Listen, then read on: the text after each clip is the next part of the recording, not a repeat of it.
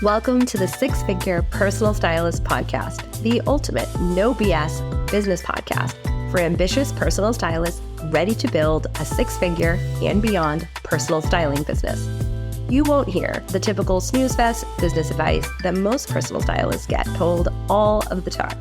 Nope, instead, I'll be sharing business building strategies that will help you create a killer personal brand, a cult following of loyal personal styling clients, and make a ton of cash while creating lasting style transformations for your clients.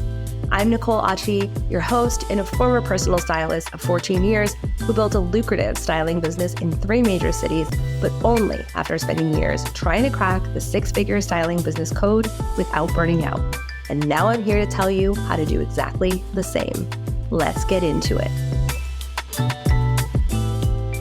Have you ever had the experience in your personal styling business where you were super excited about working with a new client or hiring a coach or a consultant or starting out on a new content plan? And then for whatever reason, for whatever expectations you had of that experience, it did not go the way you hoped. And did you ever have the experience where you really struggled to get out of the place where that continued to affect you? Like you couldn't change your thought about it. Maybe it's how much money your business has made. Maybe it's, what you hoped somebody would do for your business.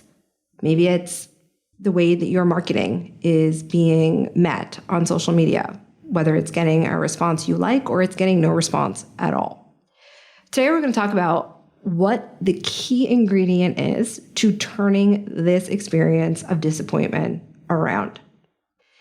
And it's a really important discussion that is going to precede the next podcast on what is going on in the online space. So this is a critical part of next week's conversation, and I want you to lean in as we talk about accountability. So let's just kick it off with a definition of accountability so we all are on the same page. Accountability is defined as an obligation or a willingness to accept responsibility or to account for one's actions.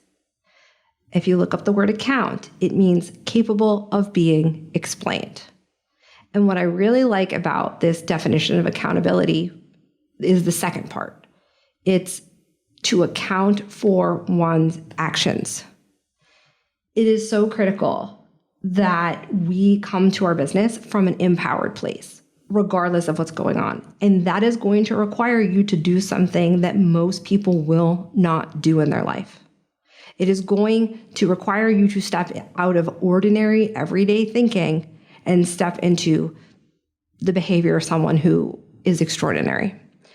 And that is what this conversation is about.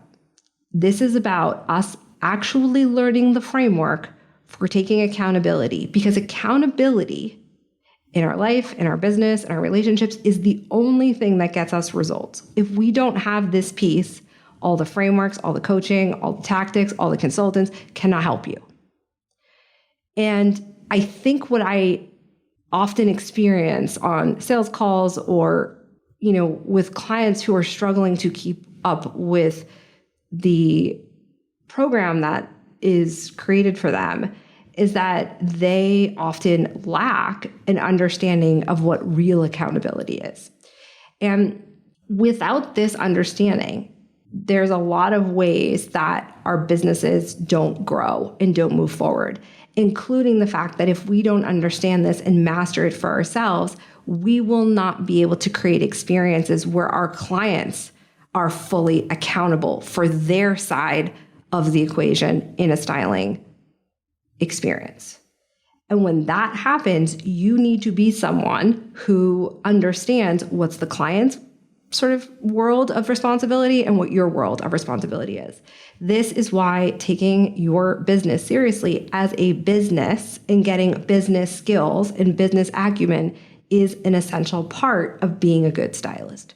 Because what happens is we sometimes have an experience with the client where they don't communicate well. There's a lot of time they don't answer our emails, they don't answer our voice messages, they look at a shopping poll, say that we did online, and then they kind of go unresponsive, or they keep, pushing out a date to complete the project. And that is often because 9 times out of 10, we did not create a clear expectation of what's the client's actions and what is our actions. And that is because in our business, we probably do not have processes and systems and sort of a clear sense of what's what. And I say that because a lot of stylists that I've worked with for many years struggle with this idea that they are, quote, taking accountability when they take all of the responsibility in the relationship with their clients. So because personal stylists tend to think like just on a really small level, like, oh, this is a high touch experience, I shouldn't have to have them fill out a new client form or whatever. I'll just remember it, or I'll just do it on the call. What is failed to be understood in that belief is that it is actually for the betterment of the client, for them to be reflective. It's not that it's about a high end or a low end experience. Like, that's not even how this works. In order for that client to get the best results and the biggest transformation, they have to take accountability for their side of the styling experience, because it's a partnership. Even in the highest end, even when you're bringing the clothes to the person's house, even when it's like concierge level, it's a partnership, because the clothes are going on their body and they need to be able to reflect what they want that experience to be. Because if we don't know how to measure things and what the guideposts and the goals are for success, nobody can take real accountability. And I often see that stylists that never want to stick with the business plan, or that sort of dance in and out of wanting to get, some help with their business, they often push it off because they don't want to have to take accountability, because they know when they look at the numbers, when they look at the data, when they look at the facts, they will have to face their own effort that they put into the equation. And I can say that with a lot of confidence because I was that person for a long time. And the story that I told myself was, well, I was really, I wasn't a business person. I wasn't good at that. But all that allowed me to do was to excuse sitting in my own misery, or like, why isn't this working? I'm confused. It doesn't make sense. But it allowed me to do that longer and longer and be a victim. Because nobody has to have a business. You get to have a business. And without accountability, you don't actually have a business. You can get pretty far, but eventually things are going to go awry. And I have seen this at every level. And if you want to think of the biggest level, think of someone like a Bernie Madoff. There was no accountability there because there was no truth, right? There was no truth. And so if you think that you're at a point in your business where this is beyond you, you're never at a point in business if you own a business where it's beyond you. I have to check myself on this every single day. It's one of the reasons why I don't have a lot of offers. It's because I take my word very seriously. If you're someone that doesn't follow up with your clients, if you don't give them deliverables, if you don't, there's a list of things you haven't done and you're hoping you can just sneak by, we have an accountability problem. So this conversation is important because when we become people that are fully accountable, the people in our lives become people that are fully accountable, because we model that in our business and our systems model that.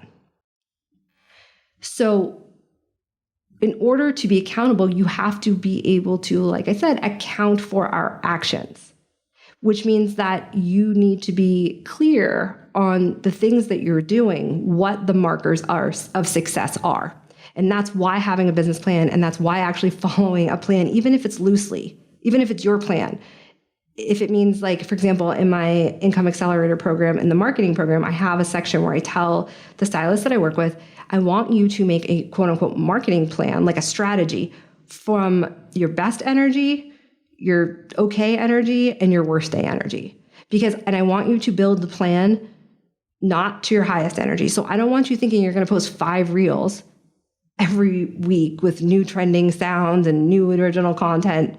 How about 2 carousel posts? Could you do that? Could you do one if you were on your worst week? But that's how we can be successful, because you cannot be successful if you are not consistent. And so in order to figure out, well, what does consistency look like for you? You have to be able to reverse engineer the plan to what your lowest hanging fruit is, basically. And then expect that everything over that is like the cherry on top.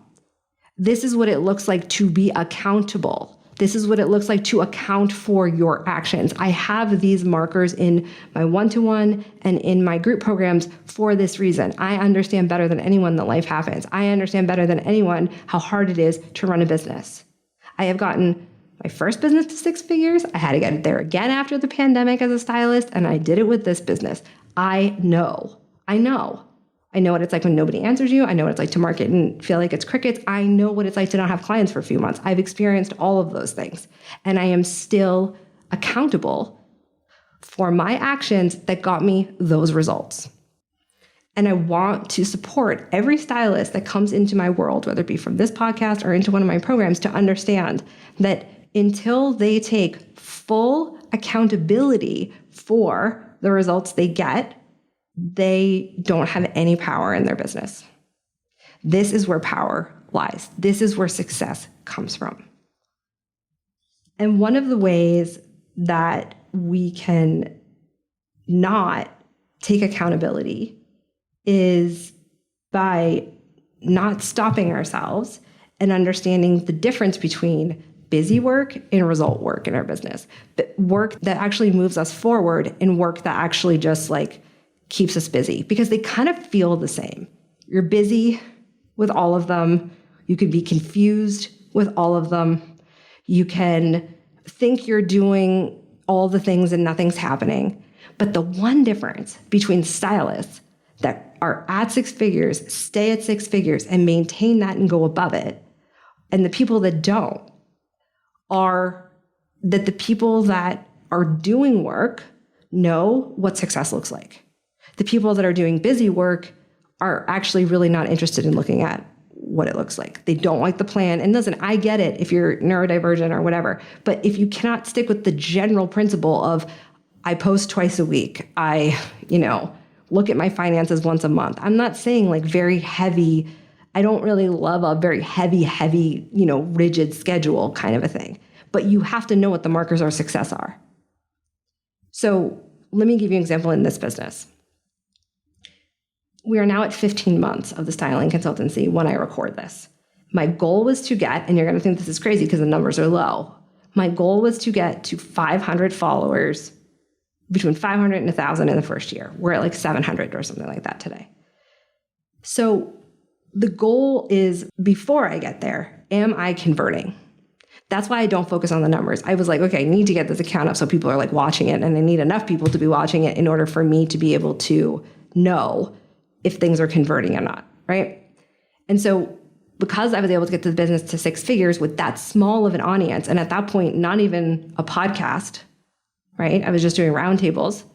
I knew that, okay, now that I know that that is hitting, now I'm going to invest in growing my audience. I'm going to invest in an actual website, which is something that I did not want to screw around with until I was clear the business made money, because I'm not going to put time, money, effort, whatever into things if they don't convert to money, because this is a business and money is a indicator of impact. So I'm not going to build a website with messaging that is not speaking to anyone. That's a waste of time. I can sell off of a PDF. I could have spent months doing busy work and building a website and guessing, but that's what people that are just interested in not really getting results do. And I was convinced that I would take everything out of my way when I built this business that would get in the way of me creating real results. So there is no website until the next couple of months, now that I'm 15 months in. There was no money towards ads or towards, in this case, I'm going to use Pinterest to grow my Instagram, to getting a professional to do that until I knew the messaging converted. There was no expensive, podcast art created until I knew that people were resonating. Because those things are great, but nothing matters more than connection and conversion in your business. So this idea that so many stylists have is like, well, I'm planning for my social media posts. I'm planning to be visible again. You cannot plan for something and have it come out the gate perfectly. The game is create, perfect, create, perfect, create, perfect. But if you don't know that's the game, then you'll stay in busy work for a long time because you are in business to help people and you don't know other people until you talk to other people. So accountability when it comes to getting results in your business is about you having the metrics to decide what success looks like. For me, it was like, I will get the messaging down. I will invest in growth. And I knew I could get to six figures with that. So if you're out here saying that it's not possible you need more followers and you have 1,000 or 2,000 followers and you have not converted 40% of those people, then your work isn't in growing. Your work is in doing the actual thing that's going to get you a result, which is figuring out how to talk to the people that are already there. People don't like that answer, but that's what it looks like to be successful. I do not put money towards things that I have not tested.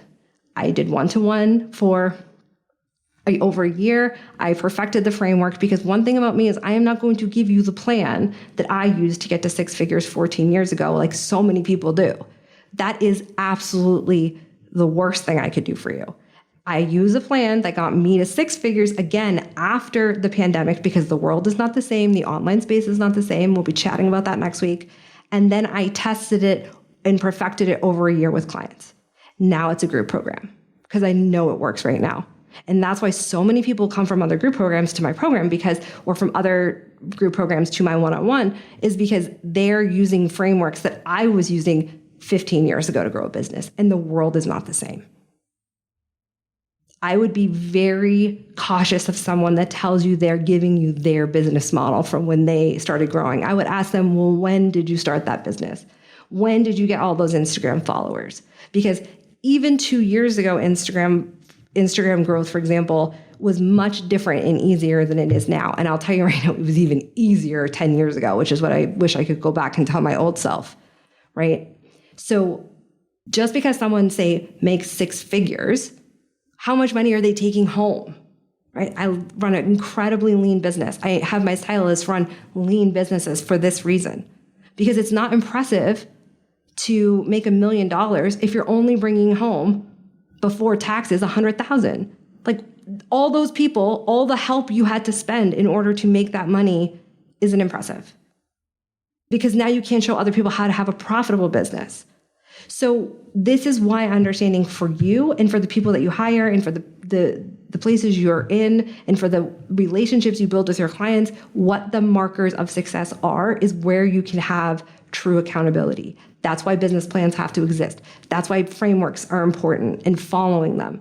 For example, if you end up saying like, well, no one's converting, it's just about money. Like you're posting on social media, but you're not getting new clients. The question isn't why are you getting new clients? The question is why is your content not resonating so that you get clients? People go to the last step of the process and then they look and say like, well, I didn't get the client. But in order to get the client, you have to warm them up, build a relationship, educate them on what it would mean to work with you, connect with them like emotionally, and then they convert. I know because it happens all the time on my feed. I know because I get on sales calls every day where people are quoting this podcast back to me, right? You're experiencing it right now. And so what I see all the time is when you go to the end, you can often, and it's just about getting the client and about the money in the bank, you actually miss all the steps along the way because that you could have been accountable for and aware of that would have actually given you information to get to that end goal faster. So it's not about why you don't have clients right now because you posted a few times. It's about what you're saying. What about it is not landing? I'll give you a little hint. It's usually because your content does not mirror the lived experience of the person that would consider hiring you. These are what I call snapshot moments in my program. If you want to learn about it, get on the wait list because it's life-changing for people's content. It's how people binge my content when they get onto my Instagram account and they got on a sales call with me, as Barry talked about in an earlier interview, within like one day of finding me. And that's why you don't need a ton of numbers to get to your financial goals if you understand the metrics that actually matter in your business. So many stylists are obsessed with what other people are doing. There's not enough eyes on their content, but they have way more followers than even I have at this point. So the question is, what is the result-driven work that we avoid, and what are we being busy with?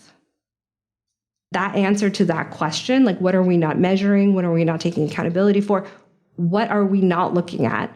And if the answer is like, well, I have a content plan, but I'm not really using it. I know what kind of content I need to create to convert, but I want to do this instead. That's fine. You can do that. But don't be surprised when you have the results that you have, because when you look back at your actual actions, that's what we're doing here. We're counting for our actions. We get the results that we get for a reason. And I want to talk about something that I just posted on my Instagram account, and I will link it in the show notes here, which is the 3 levels of business growth. Because now I really want to give you the frameworks to understand what it looks like to create the right measurements and the right expectations for outcomes. I think that what happened for a very long time in the online space was that you could hire someone and they could give you their plan, and then you could replicate the plan, cut and paste it, and you would get a certain result. But now, and we'll talk about this, like I said, in the next episode more, all industries and online businesses are more saturated. Like there's more online businesses than ever before, post-pandemic, and certainly true in the styling industry. So what you see is that because so many people from around 2016, 2017 and beyond were taking online courses, particularly stylists, that you have a lot of business models that look exactly alike. And again, I took a program a long time ago. It doesn't exist anymore. And many of us had the same business model, but there wasn't enough saturation for people to figure that out. And in-person was pretty much the way the game worked. There wasn't really a lot of virtual. It was very rare back in 2015, 2016, 2017. So I wasn't like me against all the other stylists that had, the same website. I remember there was one point where there was me and somebody else in Boston who had a similar set of services. And I remember I changed it. But that was the first time that I felt like, okay, people could get on a sales call with me and that person and we would look alike. So I needed to differentiate myself. And so I did that. That was probably 2017, 2018 when I noticed that. But now there's so many stylists. And what I hear is that so many people come on these programs, they all have the same price and they all have the same services. They all look the same. And now people's awareness of stylists is just way, way more savvy. So when you just go at your business from that, like this cut and paste model, there becomes an expectation that I see that the person who gave you the plan is responsible for you getting or not getting results. But the truth is that because the business world has changed and because consumer expectations of services, particularly very personal ones like personal styling, is that they're going to build a relationship with you. It doesn't matter what the plan I or anyone else gives you is. If you are not building the relationship with your clients and the people that are talking to you because you're not talking about the things that actually matter to them, and you're just doing what's easy for you to do in your content, you will get those results that you get, right? And I think a lot of us were able to, back in the day, just kind of sail by on that. We didn't have to be that specific. We didn't have to capture people's hearts and minds as much, but we do now. And a lot of stylists don't realize this who are newer to the game because they're just following what they see other people doing that were successful before. But those people got their 10,000 Instagram followers back at a time where it was a different world. If I still had my old account, it would look very different. It was bigger. It was, I built that. It wasn't even huge either, but I built that at a very different time. And growth was, like I said, a lot easier. Or just, it wasn't that it was easier. It was that the rules were much clearer. There was not as much expectation of connection as there is now. And I think a lot of us expect that from the people we hire, but we forget that people expect that from us. And I know that because stylists tell me all the time that they're impressed that I'm a business consultant for stylists because it feels like I understand them. Well, why wouldn't somebody who wants to hire a stylist want a stylist who they feel understands them? This is what the accountability piece looks like. It's about self-awareness. It's about really looking and saying, okay, what level am I at business? Am I in the beginning and I'm really just trying to get, a sense of how to be a stylist? If that's the case, what you should be expecting and accountable for should look very different than if you are a stylist looking to build a team, right? So I have stylists at all different levels, people that are like, in it for a year, are getting outside of the friends and family group, starting to charge people, really kind of getting their legitimate sort of business off the ground. I have people that are right in the middle. They're stylists that are kind of what I call the growth phase, and you can be at the growth phase for a decade. You can be at the growth phase for a long time. And what I see is the people that are stuck at the growth phase, they're trying to get consistent income months. They're trying to stand out. They're trying to kind of get to a more even keel in their business. This is where the real work of developing accountability is for you and for creating a business that also models that for clients. Because it's at this place when people are trying to grow to consistency, this middle range that requires you to have systems in place that let people know what comes next at every step of the way. Explain your styling services in a way that you get buy-in from the other person because they feel like they're from them, which is why that cut and paste model doesn't work anymore. It's about making sure that you are being like magnetic enough in creating a point of view and a perception and putting out your values as a stylist enough to attract the right people consistently. And then after you get to that point, now it's time to step into your expertise. Now it's time to think about thought leadership. Now it's time to think about if you want to write a book. I have so many people that come to me and they're like, well, I want Alison Bornstein's career. Alison Bornstein doesn't have the business model that 99.9% of the stylists I work with have. She was a celebrity stylist who, of course, did regular people, got on to TikTok during the pandemic, created a wild following at a time when it was much easier because it was kind of like the beginning of TikTok to create that, owned her niche, owned her angle, right? Created a language around it, and then got a book deal. And she does 1-hour calls with people. Public facing, she does not have extensive styling services. I don't know what she does behind the scenes. I don't know Alison. But people come to me, well, I want Alison Bernstein. You haven't done the work. You're not showing up enough. Do you have a whole lexicon of concepts that you're going to sit down and talk about every single day over and over? If you are, cool. But you also just don't know like who she knows to get a book deal. You don't know what it is. But I can tell you right now, for the last couple of years, before she even had the book deal, she had a 1-hour call. That's not what most stylists are doing. So when you look and you compare and you truly want to be accountable in this experience that I'm talking about in this example, you have to say like, wait. If me saying I want that model when I want to work with clients on a longer term basis or whatever, what do you really want?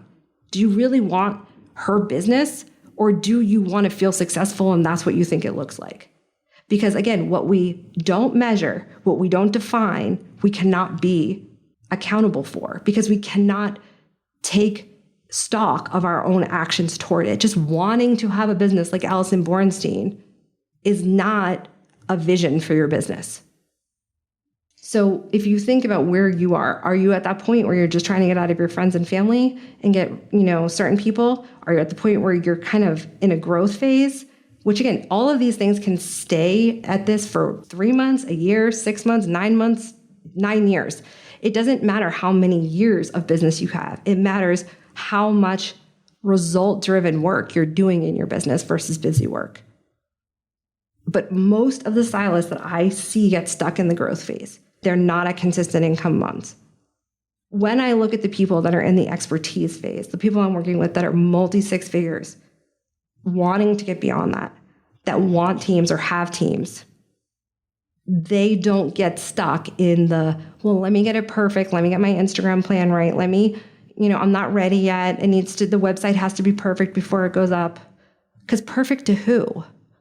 This is how not taking accountability keeps us small. When I say to someone, perfect to who? The people that are hiring you are not stylists. They have no expectation. They want their problem solved. If you tell them and can convince them in whatever way, shape, or form you do that you can solve their problem, what does it matter what's on that website? Because people don't even remember what's on your website. So we hide behind things because it's easier than truly accounting for our actions, because that is hard. That's painful. It makes us feel bad about ourselves. But when you look at it like this, Did I do the actions to merit that outcome? Did I post consistently, for example, for 90 days, which is how long it would take you to see if your message is resonating with my new content plan, with the pillars that we outlined in order to get the type of client I want? Did I do that? That's accountability. Yes or no? So many stylists I talk to think that accountability is beating themselves up or blaming someone else.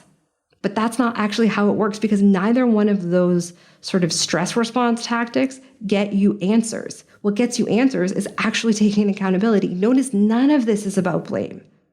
None of it's about blame. It's just what is so. It's accounting. It's either there or it's not. The action either happened or it didn't. And I'm not saying you're not going to feel a certain kind of way about it, but what you can do is get out the feeling, go for a walk, scream in a pillow, do whatever, and then get back to the facts. If you're not getting results in a coaching container or in a relationship with a consultant or a marketing, person that you hired, what was promised? What was outlined at the beginning of it? What was your part to take? What is their part? 9 times out of 10, what I see is that people want results by just having the plan. And here's the thing, if it worked like that, more people would be successful in all areas. This is not a personal styling only conversation, but I am relating it to personal styling because there are not enough people talking about things that aren't just mindset related. The real mindset work comes in when you start taking accountability, when you can account for your actions in your business and you're going to feel a kind of way about it. I know. I have them all the time. I have them every day. And if you become someone that can manage your feelings because you are looking at the actual data actions plan that you are or are not carrying out, that is where the actual mindset work is. It's not in the thinking about the thing. It's not in the maybe I'll get my confidence up to do it. Confidence comes from doing. Confidence comes from doing something and then looking back and saying, did it work if it didn't? And here's what I want to tell you the secret is about looking back on things that we quote unquote think failed. I was having a conversation recently with a stylist who had a sales page for a program she was really, really excited about. And she said to me, I had this many people on the list and I only got these many people in. And I said, well, why do you think that was a failure? She said, well, because I wanted X, Y, and Z number of people. So she got 2, she wanted say 10. And I said, well, how many people were on your wait list? And she told me. And actually she had a 3% conversion rate from her wait list. And the industry average is 2%. So let me give you another example. If you have 200 people on your wait list and you get 4 people, you've done really well. But if you wanted 10 people in the program and you're not looking at the right metric, you're looking at, well, I wanted 10. Okay, but did you have the data you need to actually convert the number of people that it would take to get 10 people? No. But if we are not responsible for our business and for our business plan and for knowing what success looks like because we're educated business owners, then we will live our lives thinking that we failed at something. And in that case, it would be such a huge travesty for that person, that stylist, to then not go back and relaunch that program with that information in mind. If she wanted 10 people, she had to get way more people on her email list, or she had to warm up the people on that list a lot more. For example, I have a 26% conversion rate for my online program from a very small wait list because I do this every week, because I'm consistent. Doesn't mean I don't want to get my number up higher. Doesn't mean in my last launch, I didn't meet my goals. But my 26% conversion rate to a very small wait list means I know that my messaging worked. So now I just have to focus on the numbers. Sometimes I see stylists who have the numbers, but they have absolutely no conversion. I see that a lot, actually. And so this is why when we compare ourselves in business, it's critical to know what the important markers of success and achievement actually are. If the 2% is a really good average for people converting from your wait list, but you're telling yourself that how you did wasn't good or that you failed, you will not go back to the drawing board with all the things you've already created. Because if you've converted people, it's probably the messaging is fine. You just need more numbers. So you have different work to do. You will say you failed. Every single day, I get DMs. I need more clients. How are you relating to the people that are there? how are we accounting for the experience the current clients you have are having with you? Is it good? Are we making it better since we don't have enough clients? Could we make that better? Could we reach out to past clients? If you have a very low client repeat rate and you've been in the game for a while and you don't have enough clients, let's look at how we can make that experience better instead of worrying about where more people are coming from, because people that already bought for you are statistically so much higher, so much higher likely to buy from you in the future if the experience is good. And by good, I just mean like it really just doesn't have to be terrible in most cases. And so this is the kind of thing that I'm working with stylists on all the time in the Income Accelerator. These are the conversations we're having so that you can get the metrics for success, so you can set yourself up to actually succeed, to actually move yourself forward. So if that's something you want to do, hop on that wait list. We're open in the next round in September. This round has been incredible. It's been wild to see the success that stylists get when they really understand what they should be looking for in their business. And I would love for that to be you. Talk to you next time. Thank you so much for hanging out with me. It turns out that social proof is actually pretty important. So if you could help me out, I'd so appreciate it. If you just had a quick free moment and could leave me a rating or review on the podcast app, that would be killer. And even better, if you wanted to share this episode on Instagram and tag me, that would totally make my day. And it would bring so much more awareness to the podcast and would help other stylists just like you who are looking to build lucrative styling business, because the better each of us does, the better all of us do. Thanks for hanging out with me, and I'll chat with you next time.